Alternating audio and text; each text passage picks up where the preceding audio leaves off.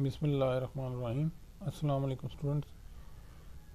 American drama में हम आज आर्थर मिलर का प्ले द क्रूजिबल के बारे में पढ़ेंगे। आर्थर मिलर की पैदाइश 1915 में हुई और वफ़ात 2005 में। अमेरिकन ड्रामा में आर्थर मिलर का नाम एक प्रोमिनेंट फिगर के तौर पर लिया जाता है और ये एसेस भी थे और प्ले राइट भी, और इनका एक अपना मकाम है। और इसके बाद हम इनके ड्रामे द क्रूजिबल के बारे में पढ़ते हैं। द क्रूजिबल का लफ्ज़ी मतलब जो बनता है a metal container in which the chemicals are melted. मतलब उर्दू में अगर जाने तो खटाली या ऐसा बर्तन जो धातु का बना हुआ हो और केमिकल को यानी कीमियाई मवाद को पिघलाने के लिए या जलाने के लिए इस्तेमाल किया जाता हो। उर्दू में इसके लिए वर्ड एक अगर वर्ड देखें तो वो खटाली है जी। इसका थीम बड़ा जानदार है और क्योंकि ये तारीख़ी पस मंज़र के तौर पर के ज़मरे में ये ड्रामा लिखा गया है, उसकी डिटेल हम बाद में पढ़ेंगे। थीम की तरफ आ जाते हैं। The main message of the crucible is that mobs mentality in any situation, religious or political, leads to thoughtless actions. In this play, those actions lead to the persecution of innocent people. यानी मुराद ये है कि हजूम में जो mentality लोगों की बन जाती है, चाहे वो कोई सी एतबार में हो, चाहे वो रिलीजियस हो या सियासी हो या पॉलिटिकल हो, उसमें जो प्रेशर है आमतौर पर वो एक बेसोचे समझे अमल की तरफ ले जाता है और ये बेसोचे समझे अमल मासूम लोगों की ज़िंदगियों का कत्लेआम करने के लिए हो जाता है। ये थीम है इस प्ले का, द क्रूजिबल का। और करैक्टर लिस्ट पर हम आते हैं। सबसे पहले है रेवरेंड पेरिस, जो प्रीस्ट भी है और मिनिस्टर। नंबर 2 उसकी बेटी है, बेटी जिसका नाम है, ये 10 ईयर्स ओल्ड है और बीमार है। Number 3 reverend hello, an expert on which craft, यानी जिन भूत के बारे में इसके पास अच्छा खासा इल्म है। इसके बाद नंबर 4 पर है टट्यूबा, एक ब्लैक स्लेव है। नंबर 5 एबिगेल विलियम्स, ये पेरिस की नाइस है, पेरिस नाइस। ये 17 साल की है और बेटी की कज़न है। इसके बाद जॉन प्रॉक्टर, एक लोकल फार्मर है, एक आम किसान है। और फिर इसके बाद एलिजाबेथ प्रॉक्टर्स वाइफ है। Number 8 Thomas Putnam. Number 9 Ruth Putnam इसकी बेटी है। रेबिका इनके ग्रैंड चाइल्ड में से है। नंबर 11 पे है मैरी वॉरेन, जो प्रॉक्टर की सर्वेंट है। और इसके अलावा और बहुत से इसमें करैक्टर हैं छोटे छोटे, जिनका नाम मतलब जब हम डिटेल पढ़ेंगे पूरे ड्रामे की तो हमारे सामने आ जाएगा।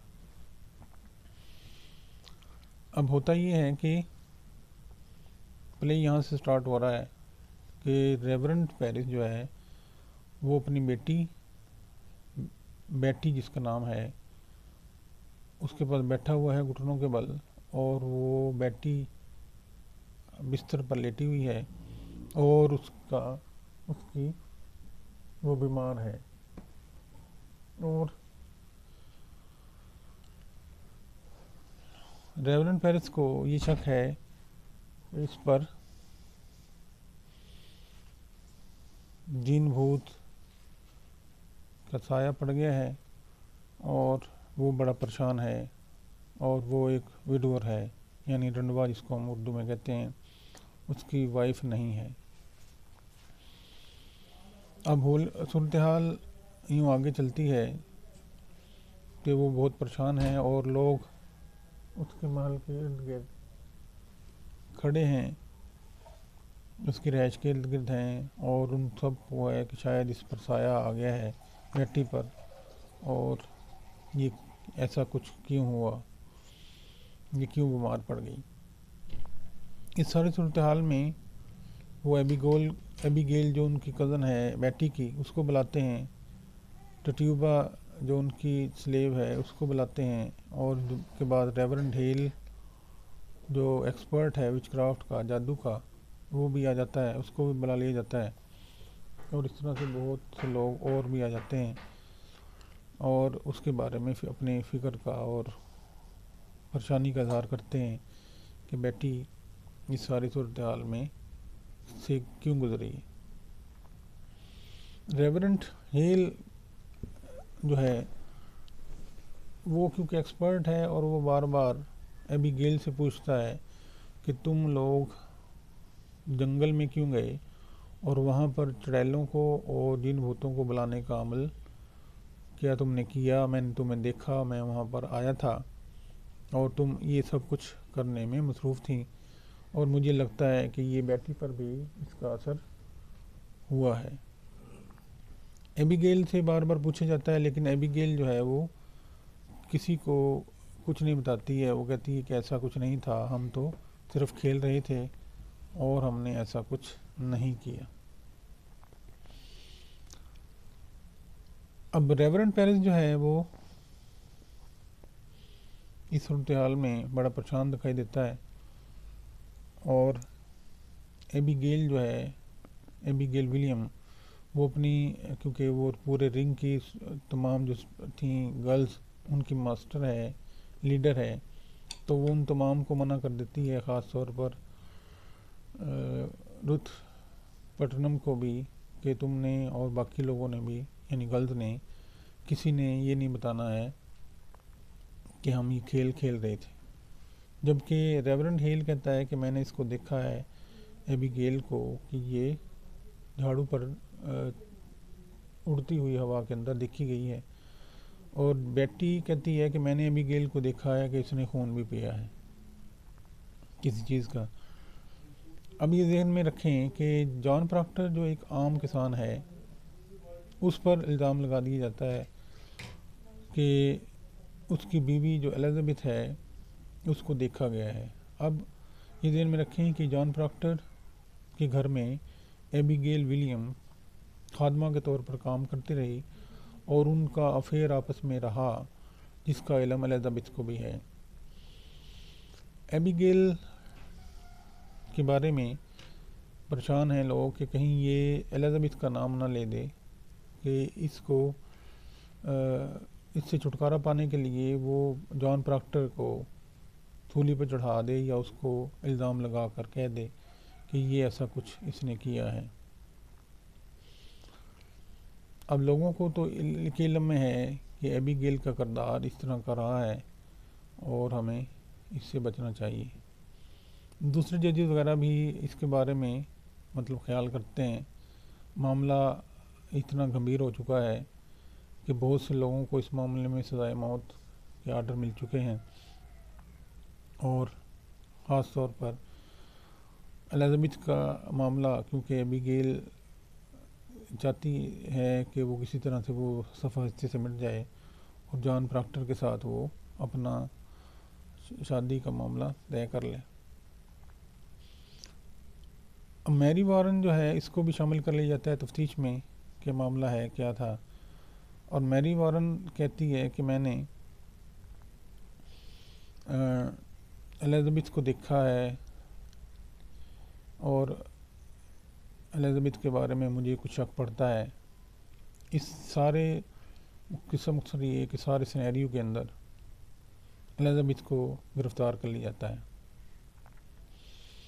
और एलिजाबेथ के यहाँ मैरी वारन जो है वो खादमा के तौर पर काम करती रही है। अब वो उससे पूछती है कि तुम मेरे पास काम करने के लिए क्यों नहीं आती हो, और वो कहती है कि मैं चंद ही रोज़ में आती हूँ। लेकिन एलिजाबेथ को उसकी जेल के अंदर वो एक गुड़िया देकर आती है कि तुम इसकी सिलाई करती रहना और इसके बारे में मतलब जो हुनर अपना करना चाहती है वो कर लेना। अब सारा मामला चेक किया जाता है कि कौन लोग इस जादूगरी के खेल में इन्वॉल्व हैं।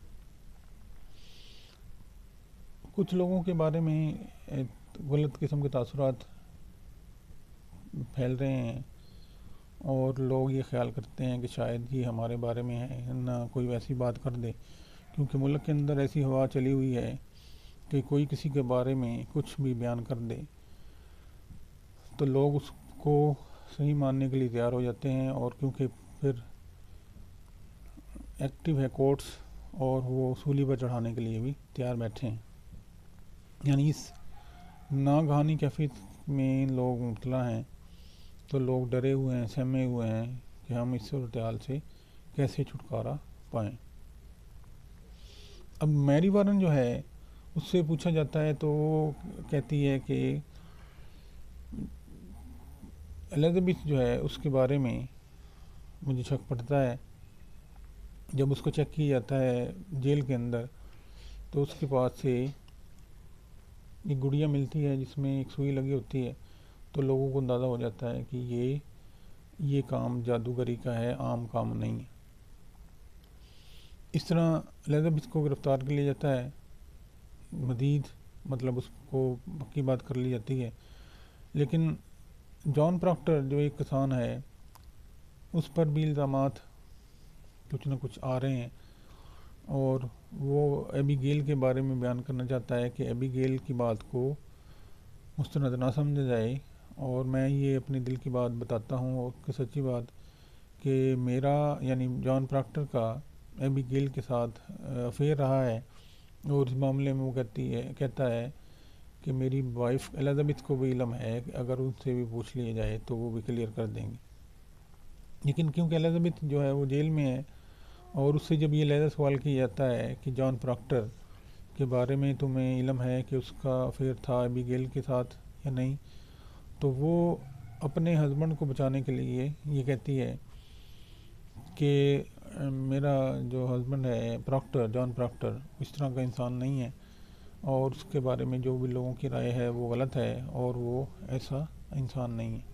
अब जब जजिस को ये पता लगता है कि ये मामला उसने किसी और तरह बताया था जॉन प्रॉक्टर ने, इसका मतलब है जॉन प्रॉक्टर झूठ बोल रहा है और एबीगेल अपने पॉइंट ऑफ व्यू में ठीक है, और इस तरह उसकी बात को मुस्तनद जानते हुए कि एलिजाबेथ ने भी बयान दे दिया है जॉन प्रॉक्टर के बारे में, तो इसका मतलब ये है कि जॉन प्रॉक्टर जो है वो ही कल्प्रिट है।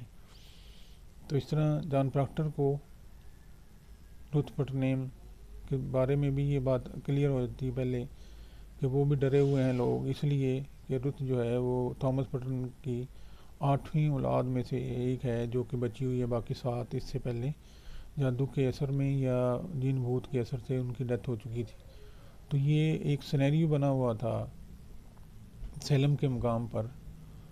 मैसाचुसेट्स जो है एक स्टेट है अमेरिका के अंदर, उसके एक टाउन में जो सैलम के नाम से मशहूर है, और लोगों को एक अजीब सूरत हाल का सामना करना पड़ा और जॉन प्रॉक्टर बीइंग इनोसेंट वो सूली पर चढ़ गया।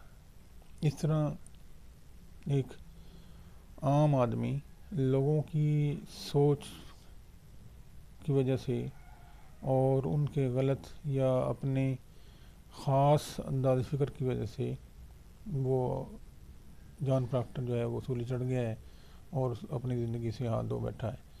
तो इस तरह हमें क्रूजिबल जो एक आर्थर मिलर का मास्टरपीस है उसकी शक्ल में एक बेहतरीन ट्रेजेडी देखने को मिलती है, जो एक तारीखी पस मंज़र की हामिल भी है।